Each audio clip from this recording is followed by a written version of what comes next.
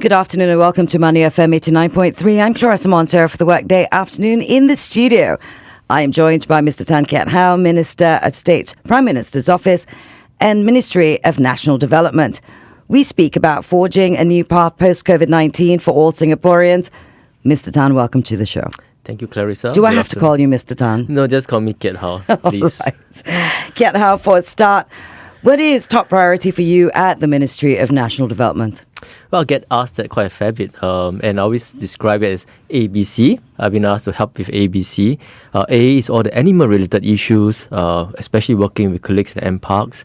B is really about looking at the built environment transformation, looking beyond just COVID-19, how we're transforming our built environment, transforming our construction industry. And C is really helping our construction industry restart as quickly as possible, safely and smoothly. All right, we'll come back to that construction industry because I have some questions about that. But let's first start with something that I know you know a lot about because you came from IMDA. You said in a recent speech in Parliament that the government should set up a new agency responsible for preventing online harm like cyber scams while bringing together community partners and experts to contend with this complex problem to coordinate a national effort. Could you expand on that? Thank you for asking that question. Perhaps allow me to just clarify one point. I said in Parliament that we need an agency, need not be a new agency, right? Right. An agency. And the reason why I say it is that we are spending a lot more of our lives, a lot more of our time online, especially with COVID-19 and the circuit breaker, and now going back into a new normal. We are spending a lot of our time online, and we are getting more of our segments of our population, the old and young, online. And my worry is that we need to provide safety for them, a much safer, a much kinder online community. And that's the reason why I spotlight this issue during my parliamentary speech recently. But you know, the thing is, I wonder how realistic it really is. A desire for kinder, safer online space is fine. But particularly when netizens bristle at the mere mention of control and oversight, which is kind of what you're talking about. How do you balance that? Well, I would say that I trust that most Singaporeans want to have a safer online community online because we have loved ones, the young kids. For example, I have a very young baby, 1 month old, and he'll be growing up. His name is Isaac, by the way. He'll be growing up in a very different world from all of us, spending most of his life online. And we have older parents who are also starting to learn digital skills. So every Singaporean will want their loved ones to be safe online. And I would say having a safer online community doesn't mean it's not about control, it's not about oversight. It's about all parties coming together to do our part. One, for example, a government agency to champion this effort, to bring different multi-stakeholders together. The private sector, the companies that deploy digital services, actually have services that are safety by design, designed to be safe for users, especially those who are more vulnerable. Thirdly, I would say everyone has a part to play. We walk the streets in Singapore. They are safer streets in the world. We walk out without fear of predators and we smile to each other.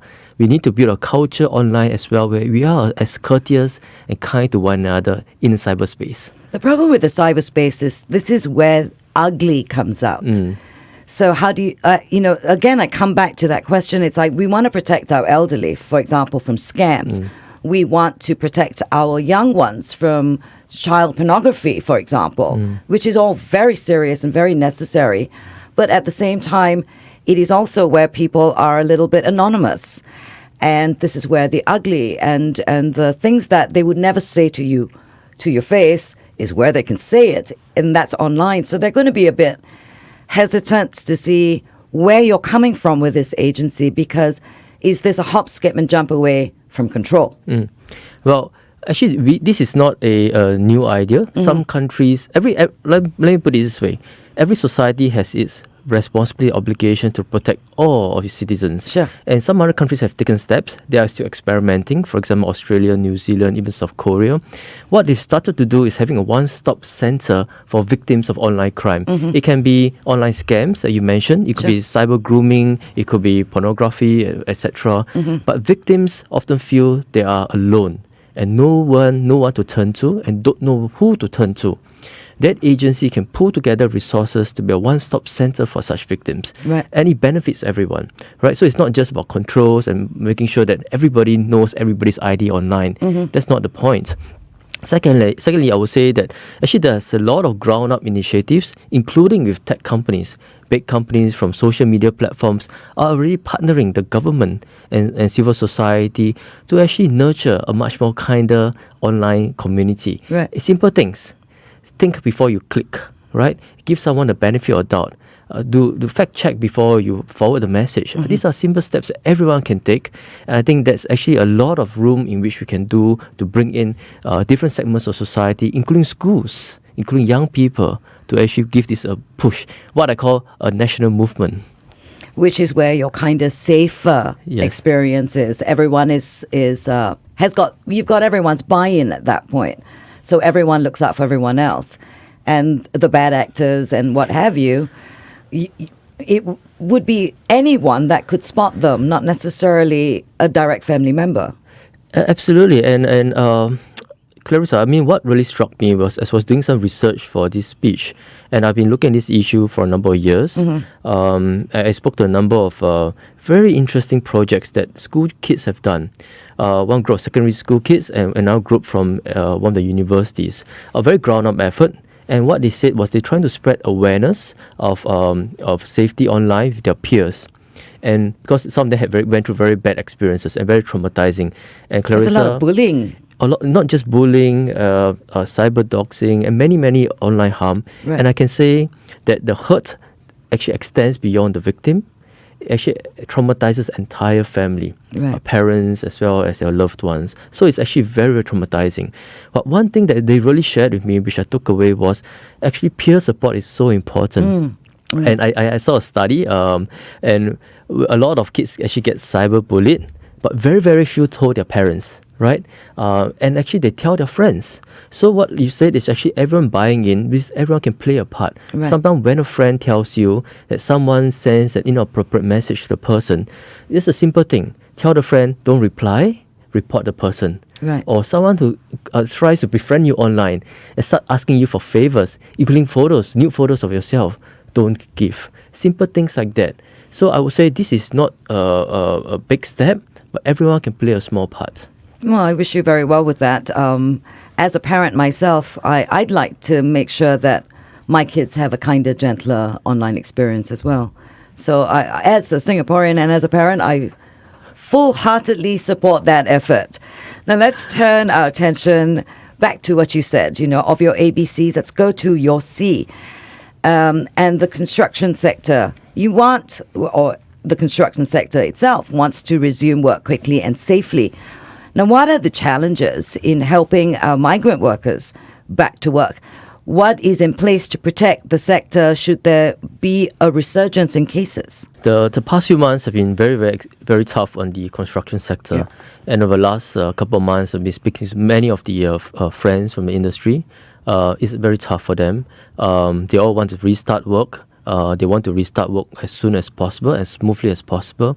But at the same time, they know that they start safely, because nobody wants to have a transmission in the workplace. Nobody wants a transmission in dorms, which causes them to stop work again. And I'm actually very, very, very, very appreciative of our construction industry friends. We're working closely with government, BCA, MND, and many other government agencies to restart work safely. So there's a few things we've been doing together with them. One is to make sure the information goes to them as quickly as possible, as seamlessly as possible. For example, information about advisory guidelines, safe distancing measures, etc. And we've appointed Building Construction Agency, BCA for short, as a one-stop agency. Secondly, we've been working with them on a series of webinars and consultation clinics to help to spread the message to all the industry partners, right, the subcontractors, etc. And lastly, we provided financial support through the construction support package to our construction industry. So it's a journey working together, and I'm actually very grateful for their support. All right. We are speaking with Mr. Tan Kiat How, Minister of State, Prime Minister's Office and Ministry of National Development. We will be back in just a moment with more questions for him on Money FM 89.3. Mr. Tan Kiat Hau, Minister of State, Prime Minister's Office, and Ministry of National Development, with Claressa Monteiro, only on Money FM 89.3. You're on Money FM 89.3. I'm Claressa Monteiro for the Workday Afternoon. In the studio with me, Mr. Tan Kiat Hau, Minister of State, Prime Minister's Office, and Ministry of National Development. We're still talking about forging a new path post-Covid-19 for all Singaporeans. Now, I'm old enough to know that Singapore has built our way out of recession before. I've lived through this more than once. However, there are concerns at an individual level. Take, for example, HDB and the HIP programs that have been put on hold thus far. The contractors may want to get those programs restarted, but at the same time, there are issues of safety and inconvenience to residents when we are still socially distancing and many are still working from home. How do you strike that kind of balance with your residents and with construction sector? What are your thoughts? Well, firstly, I have to dispel a myth. You're not old enough. You're still young. Secondly, I think you've touched on a very important topic. HDB is a cornerstone of our society and our social compact. And our mission is always to make sure that the public housing, HDB housing, is affordable, inclusive for all families, especially first-time owners. We have a whole series of grants and support measures for first-time owners, including those who are opting for resale flats. During this period where the construction work has paused because of COVID-19, it's been restarting, but it has caused inconvenience to both the residents as well as the contractors. It's something that we feel very deeply and we empathize, and we're working very hard with the industry and the house owners to restart work, because I can imagine the pain. Actually, I met many residents who said they've started renovation halfway, but they had to stop. Sure. And it's caused a lot of inconvenience. In fact, a lot of the HIP has restarted in last month, especially those that don't require the contractors to get into the homes. Sure. Outside, they've started work. And from this month and next month, work will be restarting. I think most importantly is that I seek everyone's understanding that there will be some inconvenience. But I would say, by and large, many of our residents understand, including our contractors understand, we have to restart work safely. It's for everyone's benefit. So I'm very deeply appreciative of the understanding on this part. I can understand if the work is done around the environs of a block, but once a contractor has to come in with a crew into your homes, maybe they're redoing bathrooms or putting in a new room, that third room that some flats get in the upgrading. How do you balance that? I mean, people are still working from home. Yes, so first, I would say there's two aspects of it. Firstly, when they restart work and they actually get into the home, we want to make sure that the workers practice all the right safe distancing measures, safe management measures, including having temperature taking records, wearing a mask, and practice all the right precautionary measures. That's the first point. And I must say that the construction industry and our residents have been very diligent, so I thank them for their support in this area. The second is really, I think all of us are working from home. And sometimes there's a little bit of noise, interruption, and I actually very appreciative that many residents actually quite understanding. Because end of the day, actually I found what amazed me during my Meet with the People session and house visits, neighbours have been gotten much closer together. Now neighbours know each other. Right. So yesterday I was doing house visits, and one resident told me actually he has stayed in the area for a number of years. Actually, he doesn't know his neighbour. Right. Until COVID-19, until circuit breaker, forcing them to actually interact more with each other, because now everyone's staying from home. And because of these neighbourly bonds and community bonds, people are actually getting to be more understanding and more considerate of the neighbours, which I think is actually the upside and a positive thing of COVID-19. All right. Now, you started talking about this, and with public housing, you're right, HDB is very important. It is a cornerstone. Many of us, I live in HDB, for the record. And I want to go deeper into what you said about public housing remaining accessible, affordable, and inclusive for all of us. What is MND's role in ensuring that? Well, This is certainly our priority, and is something that we take very seriously. It's a duty and responsibility to take very seriously. And we've been evolving our policies to making sure that it remains updated, relevant, and also meets the needs and expectations of different generations of homeowners, for young people to slightly older Singaporeans who are looking to maybe to change, downsize, or get to a different neighborhood to live closer with their grandchildren. So expectations are changing, and we are changing our policies. And just last year, we enhanced our housing grants. Today, new flat buyers can receive up to 80,000 in grants when buying a new flat.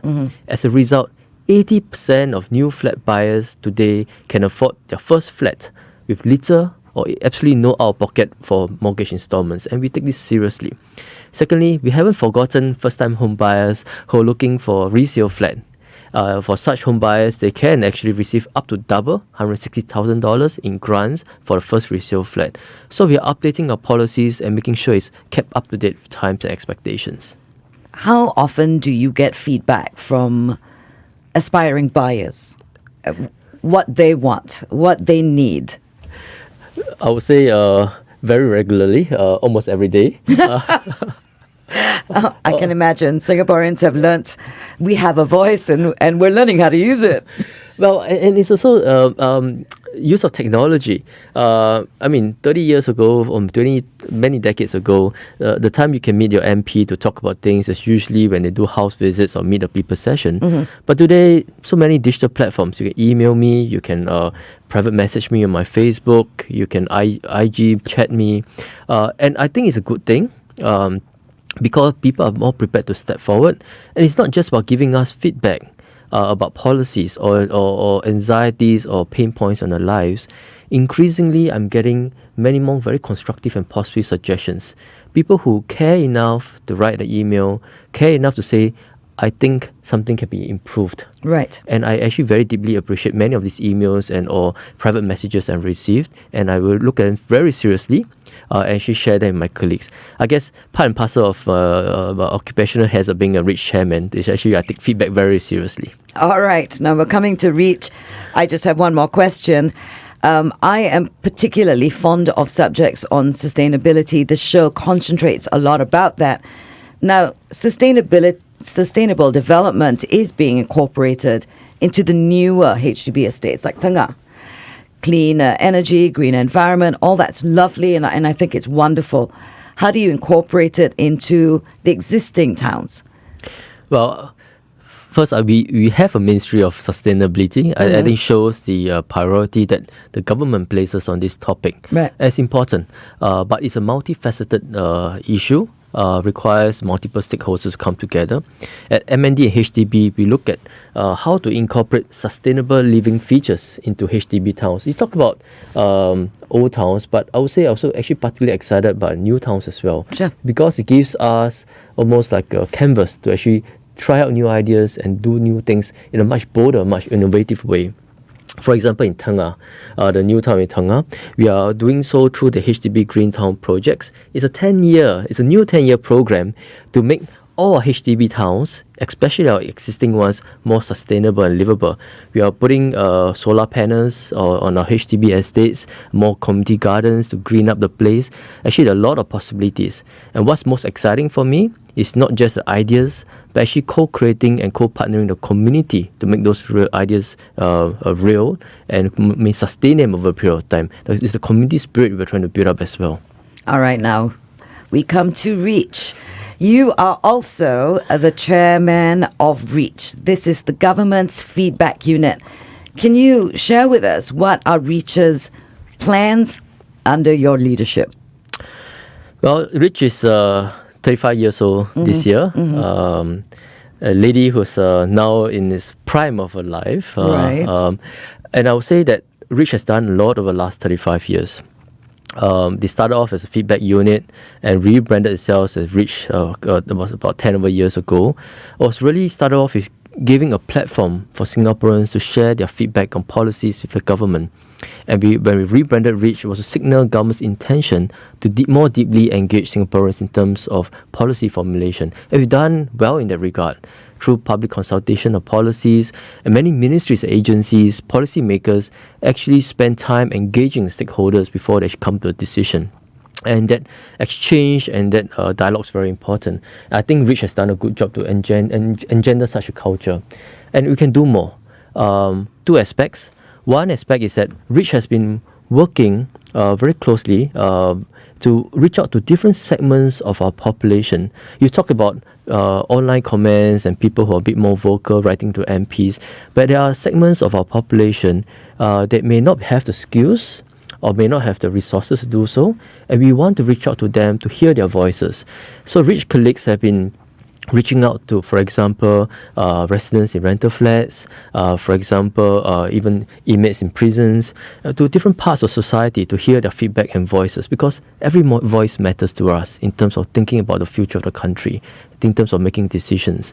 Secondly, beyond just getting feedback, we are looking at how we can engage Singaporeans in a dialogue to talk about issues that are close to our hearts, issues about the future of the country, issues about particular policies, or even the assumptions and fundamental assumptions behind those policies. It requires a platform of trust, a relationship, and it's something that Rich will continue to invest in with our stakeholders.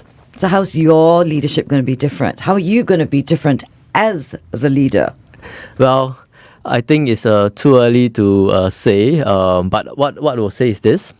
I will certainly reach in and roll up my sleeves to work closely with my colleagues. I say with all sincerity, honesty, I've met my Rich colleagues. They're a fantastic bunch of people who care passionately about a job, care passionately about what they do, and believe what they do makes a difference to Singapore, to Singaporeans. And actually, it's my privilege to be working with them.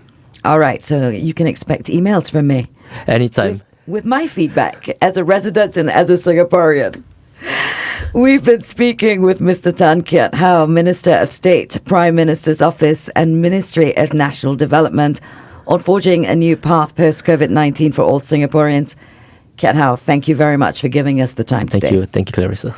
It has been my pleasure. I'm Claressa Monteiro for the Workday Afternoon. This is Money FM 89.3, Singapore's most influential radio station.